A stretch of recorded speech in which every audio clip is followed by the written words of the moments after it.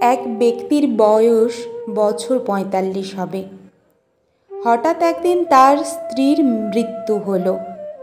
তখন আশেপাশের পাড়া প্রতিবেশী সবাই ওনাকে দ্বিতীয় বিয়ের পরামর্শ দিল।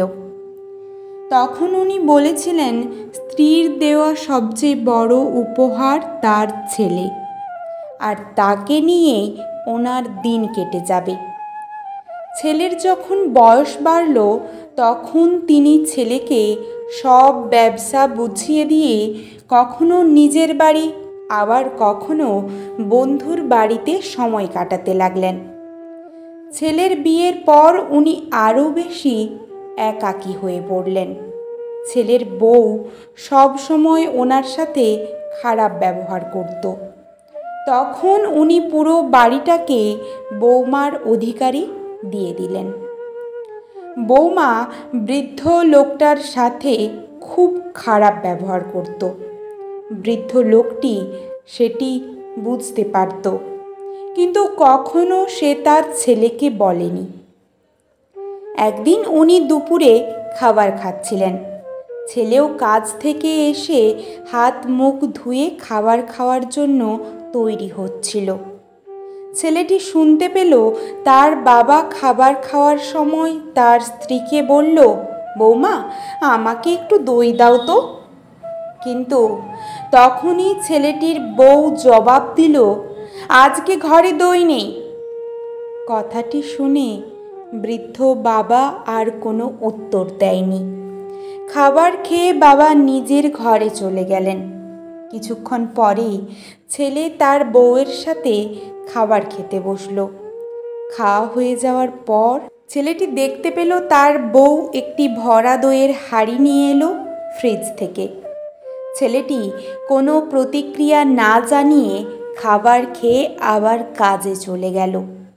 কিছুদিন পর ছেলেটি তার বাবাকে বললেন, বাবা তোমাকে আজকে আমার সাথে কোর্টে যেতে হবে, আজকে তোমার আবার বিয়ে দেব।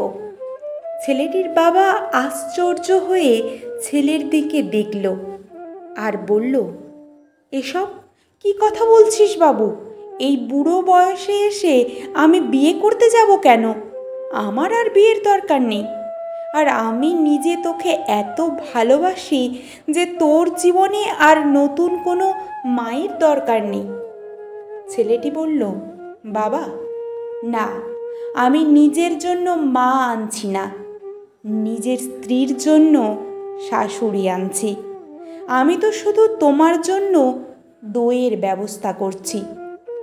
কাল থেকে আমি ভাড়া বাড়িতে তোমার বৌমার সাথে থাকব, আর তোমার ব্যবসার একজন সাধারণ কর্মচারীর মতো বেতন নেব, যাতে তোমার বৌমা জানতে পারে দইয়ের দাম কত।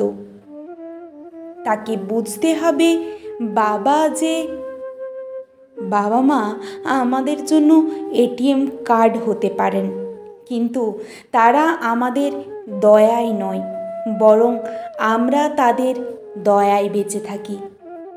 কথাটা কিন্তু পুরোপুরি সত্যি। জানা নেই শেষ পর্যন্ত ছেলেটি তার বাবার বিয়ে দিতে পেরেছিল কিনা। আমরা প্রায়ই শুনি বৌমাদের ওপর নির্যাতন করে শ্বশুর বাড়ির লোকজন, কিন্তু অনেক সময় তার উল্টোটাও হয়। তবে বাড়ির ছেলে যদি আদর্শ হয় তাহলে কে ঠিক আর কে ভুল সেটার বিচার নিরপেক্ষভাবে হতে পারে। সবশেষে আমাদের বুঝতে হবে যে বাবা মা এত কষ্ট করে ছোটবেলা থেকে আমাদের মানুষ করে তুলেছে, তারা আর যাই হোক কখনোই আমাদের বোঝা হতে পারে না। বাবা মা ছাড়া আমরা বুঝতেই পারতাম না পৃথিবীটা কত সুন্দর। তাই আমাদের উচিত বাবা মা যতদিন বেঁচে থাকবে ততদিন তাদের ভালো রাখার চেষ্টা করা। এমনটা যেন না হয় যে বেঁচে থাকতে তাদের দাম দিলাম না, অথচ মরে যাওয়ার পর বিলাপ করে বেড়ালাম।